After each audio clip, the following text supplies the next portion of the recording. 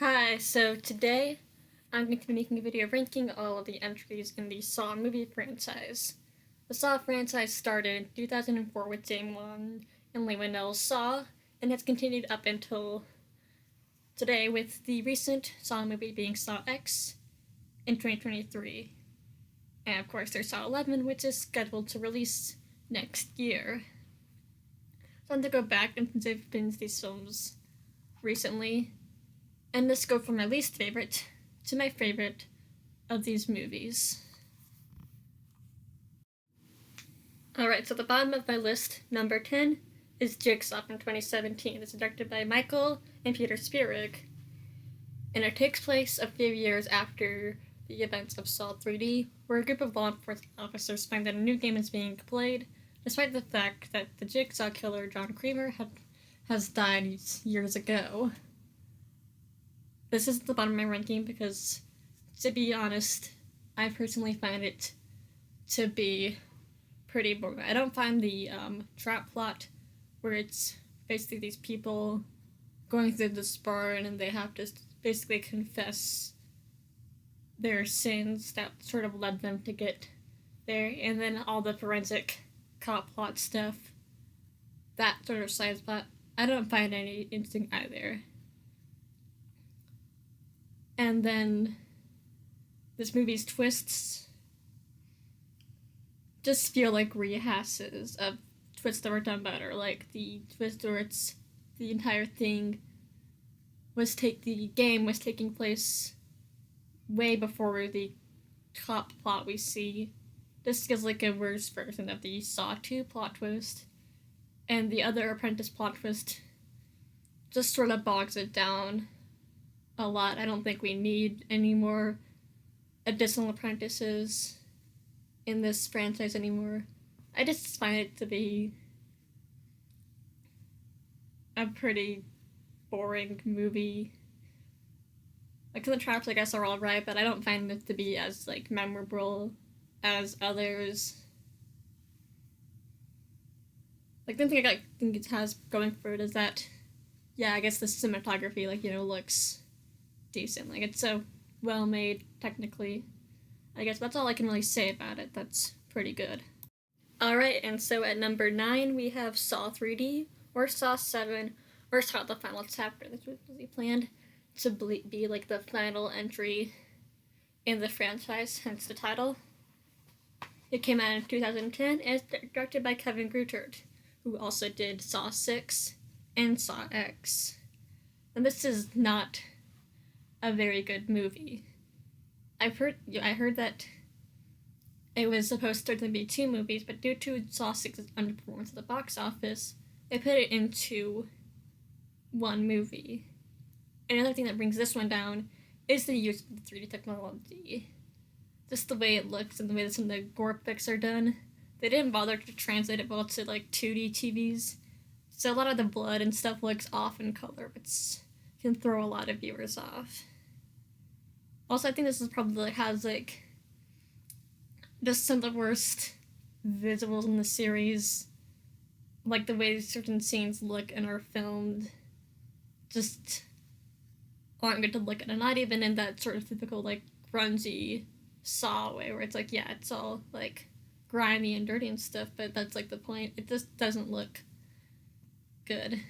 This film is about a so-called Jigsaw survivor who is put to the test for his lies and is forced to endure a series of traps, while meanwhile, the Jigsaw apprentice Mark Hoffman hunts down Jigsaw's wife, Jill Tuck. In this movie, I think the trap plot is interesting in concept. A Jigsaw survivor who turns out to be lying and is put through some tests. It's an interesting idea, and some of the traps are honestly pretty well done. The silent circle trap is especially cringe-inducing, which I can give it kudos for. And also, a common criticism of this film is the film feels oddly sexualized or mean towards its female characters, but I can get where I don't think any of the previous films really have that sort of weird attitude towards female characters. Definitely feels a lot like more torture porny than some of the other installments. Plot twist in this one, I think, sort of like brings it up a bit. It's a bit silly. Basically, Carrie Elwes' character, Lawrence Gordon, from the first movie, turns out to have been the other secret apprentice this whole time. I think the ending is like decently entertaining enough. I think if it gets me movie points for anything, it's that some of the scenes in it are like so bad and so goofy that they leap around to being unintentionally funny, but it is in no means, I think, one of the good Saw movies. And then at number 8 in the ranking, we have Spiral from 2021, directed by Darren Lynn Bousman. Has returned to the franchise after Saw 4, I believe it was his last film in the franchise before Spiral. This stars Chris Rock, and it's basically sort of a spin-off in the Saw series, not following the sort of John Kramer's Apprentice plot, but rather a copycat killer who is targeting cops. I think it's an interesting concept to have this killer be targeting the police force, even if some of the lines in the movie don't make much sense. Like, why would they say that Jigsaw hasn't targeted cops when some of his most infamous victims, like Detective Matthews, Detective Carey, Officer Rigg, were in the police force? I think this movie's something that has like some interesting ideas. Some of the traps are like decent, I guess, in like their execution, with like the finger trap being a pretty good idea. But a lot of the comedy in this just falls flat for me. They try to do some comedy in it, and it doesn't really work for me. And I feel like the twist is incredibly predictable, because if you don't show a character getting killed off, I saw that like characters getting killed off in the traps. They don't show this one character, and so you know that, yeah, that's the mastermind, the killer. Yeah, and I can sort of give it some leeway since I know that it's a spin-off. It's not really connected to the previous films in much of a way. It's in the same universe, so they're trying to do a different sort of vibe with it, which I can somewhat respect. Like, I think this sort of cinematography is pretty cool. There's like, some like good moments in there, but it just feels like not great for me personally. And at number 7 we have Saw 4, also directed by Darren Lynn Bousman. This follows the events after Saw 3, after the death of Jigsaw, where Officer Rigg is tested while the rest of law enforcement sort of tries to delve into Jigsaw's past. This film is the one that sort of introduces officially Jill Tuck, who we saw in Saw 3, Jigsaw's wife. A lot of the film is flashbacks sort of explaining how John was on the path of Jigsaw. Like, okay, so of course we already like know how he became like Jigsaw or Linda, but it sort of goes deeper into his backstory. I think it's like pretty interesting to like see that this film sort of is a transitionary period between the original trilogy with like John and Amanda and the Hoffman trilogy. It's like Saw 4, 5, 6, or like Saw 5, 6, 7 really are the ones focused on like Hoffman the most. I think like the sort of the Hoffman's movie are like pretty, and like definitely some like good ideas in there. This is like when the secret apprentice trope twist thing gets used again. It's like, okay, yeah, we're doing this now. It's like, it's decent. And some of the scene transitions in it are just really fun to watch. Or like the one where he throws the girl through the mirror and it transitions to the next scene. Like, even if the movies aren't great, I think the editing is like super fun how they do those scene transitions. I'd like to say this is like pretty like sort of like middle of the road in the franchise for me. It's got its merits, but it's like not one I'd probably be like super hyped to rewatch. it's just sort of there to tide you. It's sort of there to just guide you to what's coming next in the franchise. All right, and at number 6, we have Saw 5, directed by David Hackle. This film focuses on Special Agent Strum, who is trying to track down Hoffman, who he believes to be the Jigsaw Killer. Meanwhile, a group of 5 people are forced to participate in a test to ensure their survival. I was originally going to sort of swap this with Saw 4, but there are just a few things I like a little bit more about Saw 5. I think the cat and mouse game between Strom Hoffman is pretty interesting, even if Strom's whole arc this series is short-lived, with him only being in like 2 movies, and he's really only the protagonist for one, where he gets killed off at the end of this one. But the trapper gets killed, and I think it's like pretty interesting, pretty gnarly stuff. And then the Fatal 5 trap plot, where it's like they were supposed to be working together the whole time.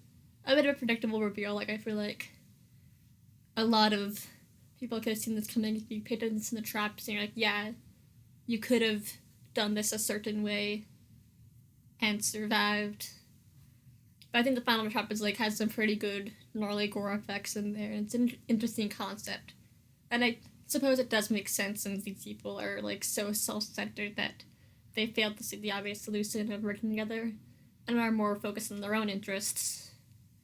This film also includes the water cube trap, which has one of the smartest assistants in the franchise, where Strom gives himself a tracheotomy with a pen in order to breathe inside of that trap. So yeah, I think like Saw 4, this one sort of falls to me in being like the sort of like middle tier of the franchise. Like, not as bad as like say Jigsaw or Saw 3D, but not as good as like some of the earlier installments. It's serviceable to me. It has some decent moments. Like, I could, get through it if I rewatched it ever. All right, and then for number 5, we have Saw 3, directed by Darren Lynn Bousman.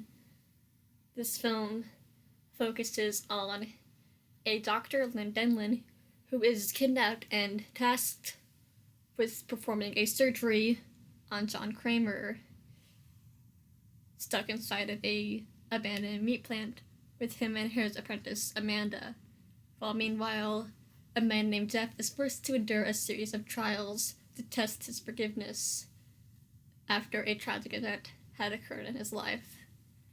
This film is the ending to the John and Amanda trilogy, basically ending with both of those characters being killed off, which sort of closes off this little arc in the franchise neatly. And it's definitely one of the more gorier series, it's one of the more gorier movies in the franchise. I feel like Saw 2 sort of up the ante a little bit. Saw 3 goes all the way up with it, and I think it sort of might have worked towards this franchise's reputation as being torture porn. Honestly, this movie is pretty decent. I think. I think the John and Amanda plotline is most interesting, since they're the 2 most compelling antagonists in the franchise, with their dynamic and sort of how Jigsaw's philosophy affects Amanda, and how she ends up sort of going against it by the end with her rigging the traps, and Sonny Smith's performance, and Tobin Bell's, of course, very good on the board, and sort of seeing all the flashbacks that explain things are pretty compelling to watch, especially near the ending of the movie, where this stuff starts to break down. Is pretty interesting. I don't really care for the Jeff plot, though. A lot of people complain about how he sort of doesn't takes too much time trying to rescue people in their traps, which I guess does make sense, the purpose of the movie, but it's just not very interesting or entertaining to watch. Especially with how long the runtime is, at about 2 hours, where half of the stuff I find interesting, half of the stuff I just can't really get into. But some of the traps in there are really gnarly and iconic, like the rack and the angel trap for example, are two of the like gnarliest and my favorites in the franchise. So overall, I'd say Saw 3 is a pretty decent way to wrap up the first Saw, like the Saw trilogy, before the sequels came out, of course. So yeah. And at number 4 we have Saw 6, directed by Kevin Greutert. This film focuses on a insurance company executive who is targeted by Jigsaw and is forced to complete a series of tests regarding his policies. And meanwhile, the FBI is trying to draw closer to Hoffman, who is trying to cover his tracks as the new Jigsaw. I really like this movie. This is one of the better entries in the series, especially for the sixth one. I like how the traps all have a certain like theme to them that connect to the theme of the healthcare industry and its flaws. And it's like a shotgun carousel where he has to choose a certain people to spare and leave the rest to die in the trap. And this one is interesting too because the protagonist does make an active effort to try and save these people, which makes the ending twist of this film feel much more like cruel and out of like left field, because it's like one of the few protagonists that, even though he starts off like not being someone you really want to root for, he does prove himself, I feel like, by the end, which makes it real that his game wasn't really his game the whole time, and he basically ends up getting killed at the end. Like, a very effective twist.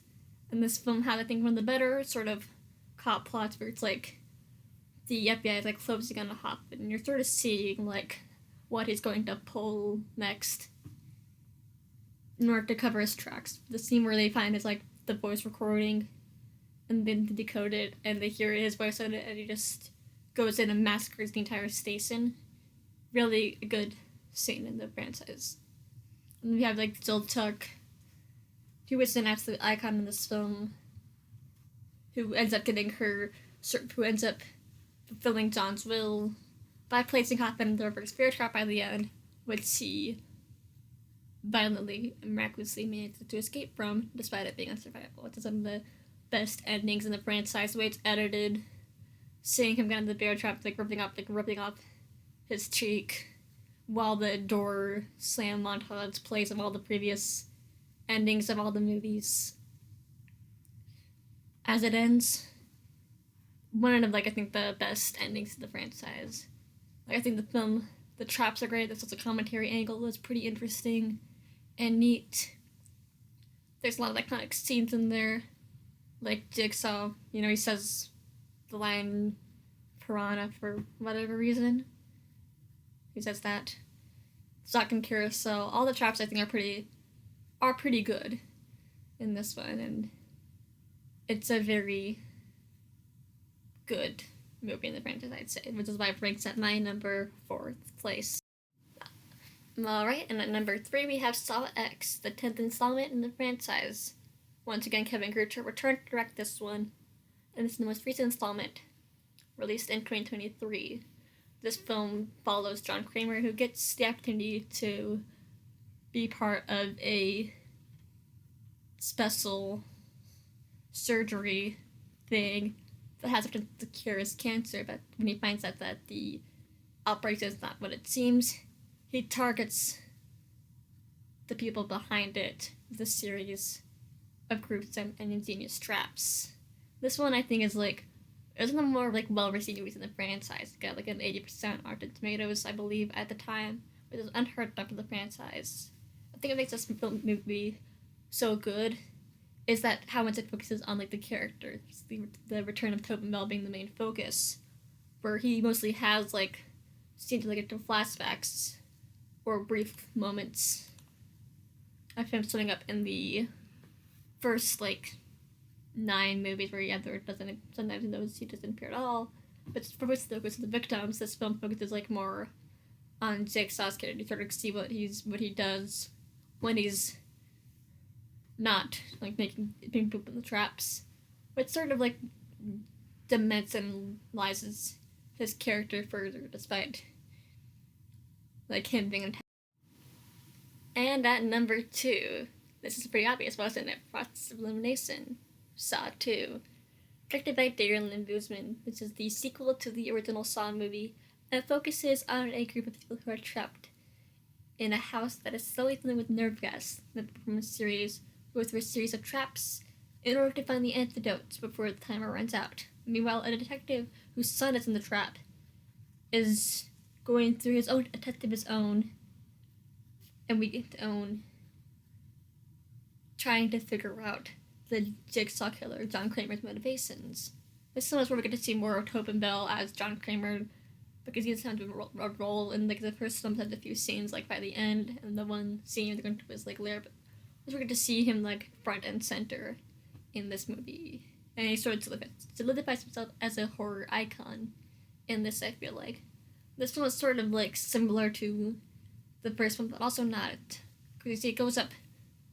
It's more a bit like there's more a bit more violence, more characters, just a lot more stuff.